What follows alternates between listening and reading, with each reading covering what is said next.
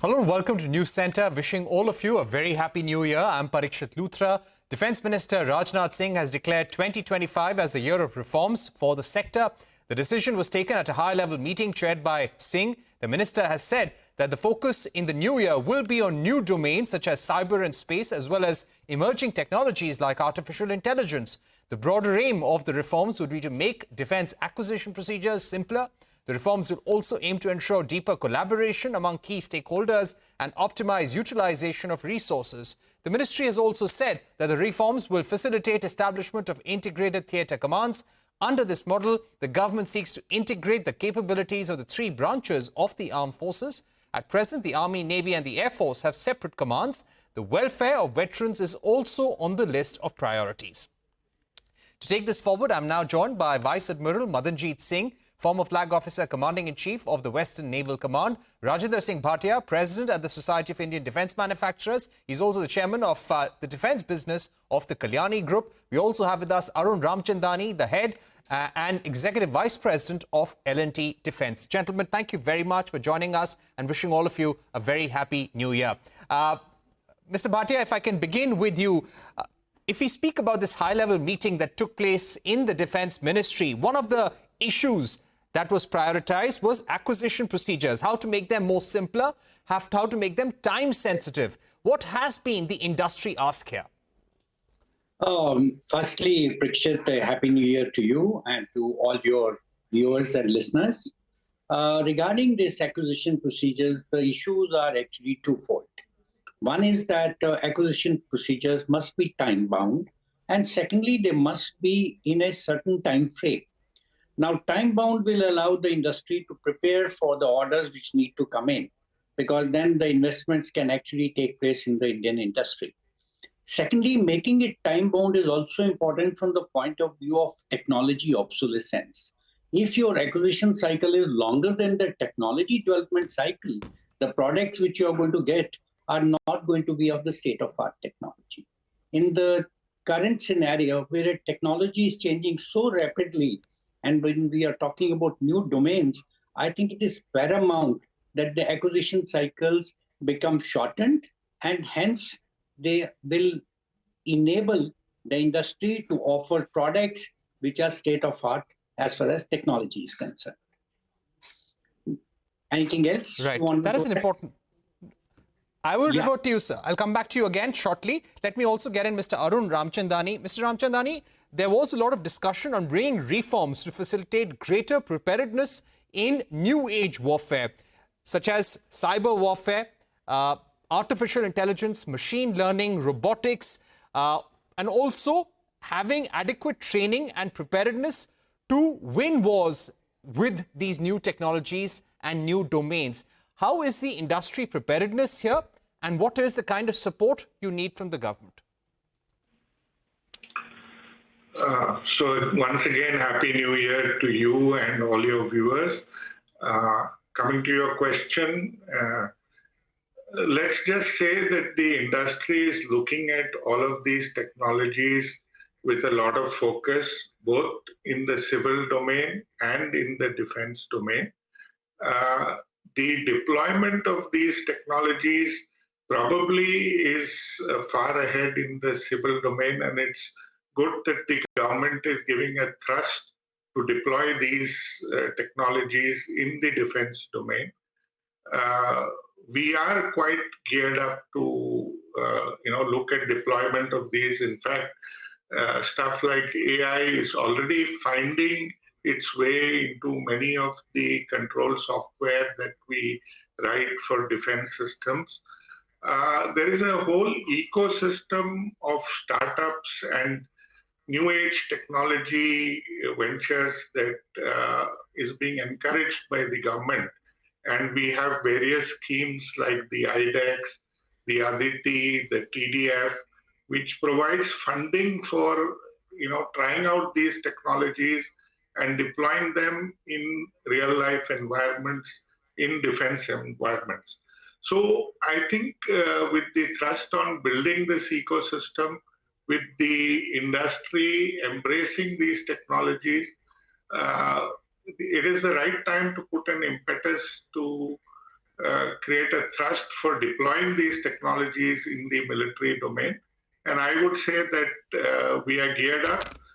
These technologies are changing fast. We will have to keep pace with the world as these technologies are deployed in a greater way. We would have to seek a high degree of innovativeness from amongst our people to make sure that we are able to deploy them effectively. And I think India today is well geared up to take advantage of these technology shifts and prepare itself for the wars of the future. Right. Let me go across to Rajinder Singh Bhatia once again. Mr. Bhatia, when it comes to our defense budget, the allocation for capital acquisition has been going up on a year-to-year basis. What is the kind of capex push for modernization, for acquisition that you're actually hoping for in this budget? And when we want to achieve the aim of becoming an economy which has achieved 3 lakh crore in defense production, 50,000 crores in defense export by FY29, what is the kind of growth in capex that we need on a year-on-year basis? So, Parikshit, let's take a look at the growth in the defense manufacturing in the country. It has been growing quite well. In fact, if you take a look, last year we were 1,08,000 crores. This year we are at 1,28,000 crores, which shows an increase of nearly 16 to 18%. But if we were to reach 3 lakh crores, which is the target which has been put by the Raksha Mantri, obviously the allocations on the capital side or capital acquisition budget would need to go up by something like 20 to 25%. In my talks with the people and in the ministry, they have always indicated that there will not be any shortage of funds for capital budget in case the requirement of the service is there. But we really need to see this happen. The second part is on the export side. Today we are standing at about 21,000 crores. If we need to really double, we need to, last year we grew almost 32% from where we were. But we need a growth of regular growth of about 25% CAGR or little more if we are to achieve 50,000 crores. Now, exports are not dependent upon capital budget. And in fact, this can fill the deficit in case the domestic budget is not enough to actually fill that void. So one recommendation which the industry has been making is that try to facilitate the exports, because exports will have more than one advantage to the Indian industry. First is that the Indian industry will be able to supply their goods outside the country, but it will also be able to take care of the hacksaw demand, which is always a very important characteristic of defense manufacturing in the country, which means you get one particular order and then for a few years you do not get an order and hence the demand continues to go down. But if you have an export market, then you can fill that voids when the demand is going down by supplying products to other countries. So if you ask what is the industry asking today, industry is asking actually help in exports and whatever reforms we have put into place or what we intend to put into place, operationalization of some of those reforms. And most important in all of this would be that two announcements which were made last year. One was reservation of 25% of R&D budget for the private industry. And secondly was that 1 lakh crores which were earmarked for deep technology development in the country. If both these things are really put into place, I think both these targets are well within the reach of Indian industry. Absolutely. Let me also go across to former Vice Admiral Madanjit Singh. Vice Admiral Singh, I would like to ask you about integrated theatre commands. There has been conversation about this since 2021 when the exclusive Department of Military Affairs was set up. Work on establishing integrated theatre commands has been happening since then. Experts have been demanding that this should happen. What do you think have been the hurdles so far? And considering this was the #1 priority in terms of reforms listed out by Rajnath Singh's office for 2025, do you think this will happen? Yeah, it should happen. The problem is that there is not a very clear understanding of what exactly you want to, create. And this is within the service as also in the government. This issue of jointmanship has been actually focused upon from 1985. Then we had the post-Kargil task force, and I happen to be a member of that. We went through that in great detail. Now, 25 years later, we are still trying to define what exactly we want to create. And in all the countries where such integration has taken place, one of the net benefits has been reduction in manpower. And this has been flagged earlier too. And whether we want integrated theatre commands or a regional command is also, to the best of my knowledge, there seems to not be adequate clarity. And if you remember, in the countries, big countries with big armed forces, they have been led by the government and not necessarily left to the services headquarters.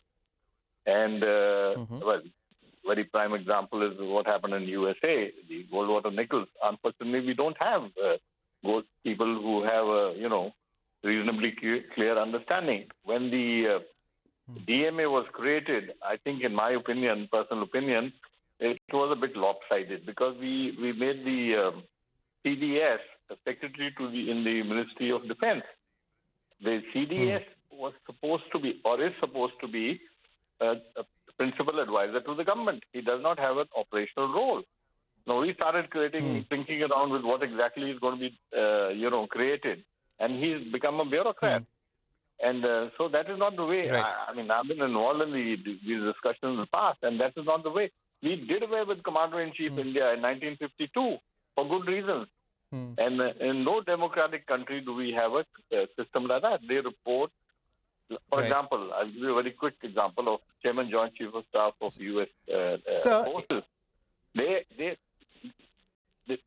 has no operational role. He's the principal advisor to the president. Sir, I just want to bring in another point. Integrated theatre commands, as you've been saying, has been spoken about since 1989. Now, when you speak about defense challenges in 2025 and beyond, one of the reasons why we are spending what we are spending on defense is because we need this for our defense needs. We have a threat from China. We have a threat from Pakistan as well. There is insurgency issues in the northeast also. Given the threats that India faces at this juncture, what kind of military preparedness or production capabilities we need to have at the earliest? What are the kind of issues in our acquisition process we need to remove for further efficiency? The acquisition process itself, the first DPP was laid down in 1992. In fact, I happen to be a signatory to that. Since then, we have changed it so many times. Does it make things move fast? No. Our whole system approach, for example, I'll give you a very simple example. Let us take aviation. There are 7 different entities in Bangalore. The HAL being the biggest player, then there, ADA, AD, Semilac, etc., etc. They all have different bosses. They operate through a system of writing letters and notes to each other. It should be a one simple entity, and we should do that. And similarly, between the DRDO, rationalization is far long overdue. There's a committee which has gone into this last year. But I think, to the best of my knowledge, they only tinker around with the small items. The whole system approach, what we are developing, we are not able to produce because the transfer of technology is not taking place. By the way, people are talking about high energy weapons and etc. etc. Now, this project was given by Naval Headquarters to DRDO in 1990. Who's forecasting future technologies? We have to have a system approach, and that is not happening. That is still lacking. And finally, on this issue of defense production, let me just say, unless it is a partnership between the DPSUs and private sector, and essentially led by the private sector, we will not approach the figures that we are talking about. And let us look at not the quantity, let us look at the qualitative aspect of what are we exporting. Why can't we give these targets of defense cooperation or exports to our missions abroad. Other countries do that. We are not doing it. What are the targets given to any mission of ours in a big country? I think, sir, missions are being involved, but probably they can be involved on a much greater level. At a much greater level. But we have to give a target. If you've got a country and we have to give a target. Big partners in Russia, US, France, etc. There has to be a target given to the mission, and it's not to be left to the defense. We're going to take Admiral Madanjit Singh, we have to take a break. I'll request Rajendra Singh, Rajnath Singh Bhatia and Arun Ramchandani to also be with us. We'll be right back. Don't go anywhere.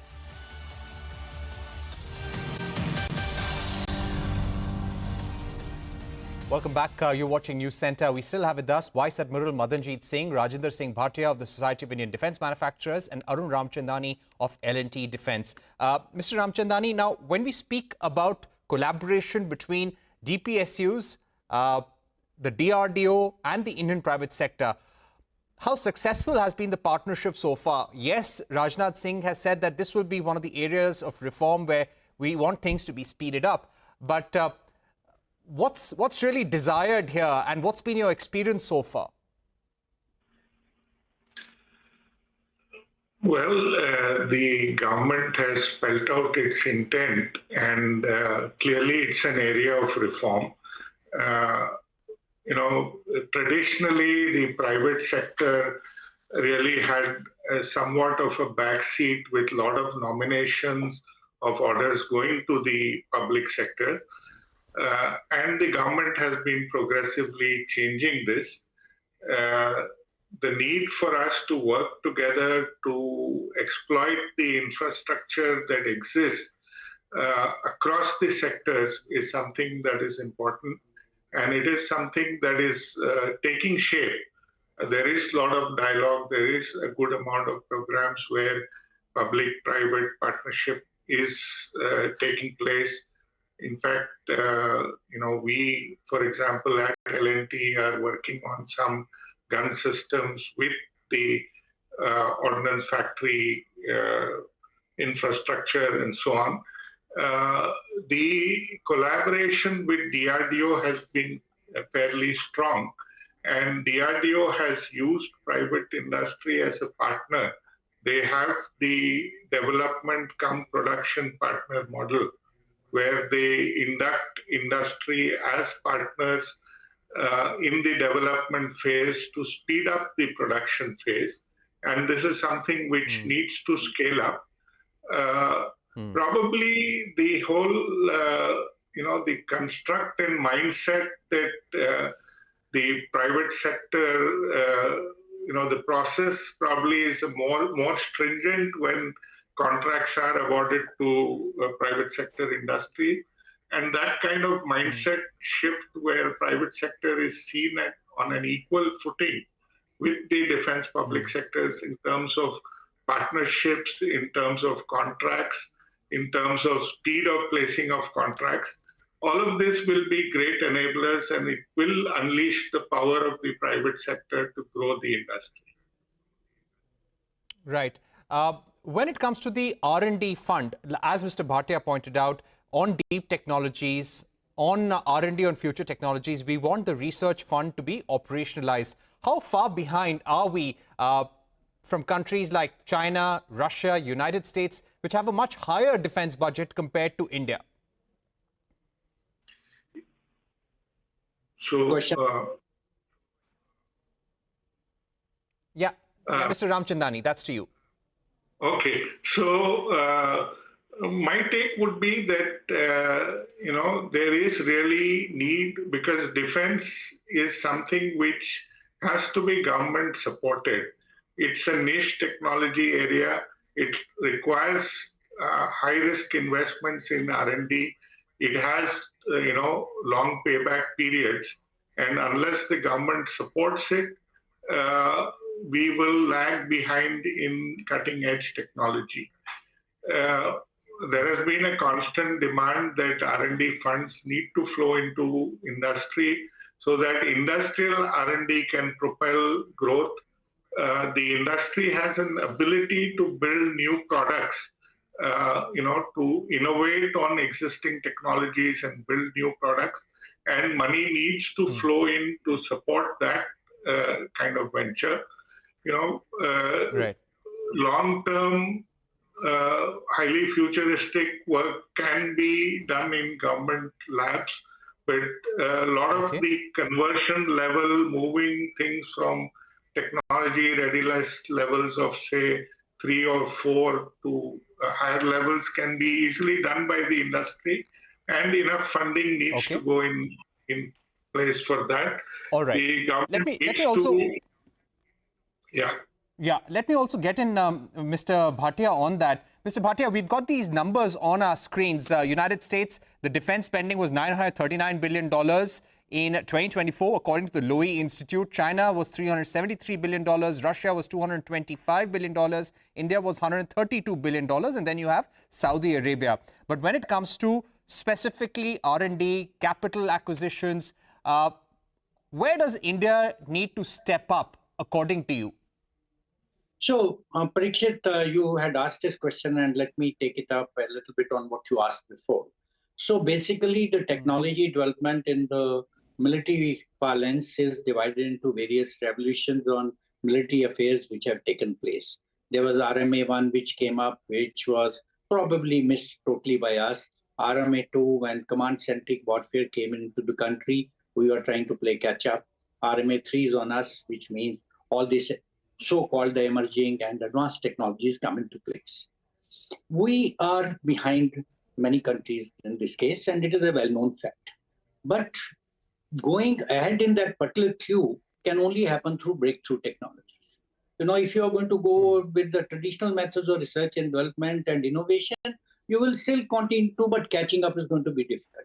And that's where the role of the so-called, startups come into the country. We, over the period of last 4 years, there are almost close to 9,000 startups which have registered themselves for defense various challenges, out of which 900 actually have now been successful in one way or the other in developing certain technology. Right. Now, these startups have a way of making you jump that queue. You can come with a breakthrough technology which can give you a jump start into the technology bandwagon, which is what India needs today. So I would say that we need to focus more on developing these breakthrough technologies through startup ecosystem. And that's where that role of that 1 lakh crore, which we are talking about, deep technology funding, becomes extremely important. And let me give you a small caution here. If you see that Technology Development Fund was initially given out in 2007-8 after Kelkar Committee. But to operationalize that fund, we took many years. And finally, when it was operationalized, it was adjunct to the DRDO funding because it was placed under DRDO. Now, when you are talking about research and development funding, I think it needs a separate framework. And that is where I think the thrust should be, so that maybe there can be 1 million startups in defense. And India has the ecosystem, India has the brainpower to take this on. Okay. And finally, sir, what would be your outlook on the full year defense production for FY25 and the exports? You're asking me again? So, yes, sir. Very difficult to answer. I would say that it is looking into the future. The spending, because of the elections and certain reasons, was lacking pace, which in your economic predictions, it has already been indicated that the government spending was not up to the mark, and hence certain growth patterns. But I'm sure we are surely aligned to do better than the last year as of today. And we are hoping that we'll do much better than last year. Okay. So hopefully the defense production and exports will be better than FY24. That's all we have time for. But Mr. Arun Ramchandani, Mr. Bhatia and Vice Admiral Madanjit Singh, thank you very much for joining us on the program, giving us your outlook on the reforms promised by Defense Minister Rajnath Singh.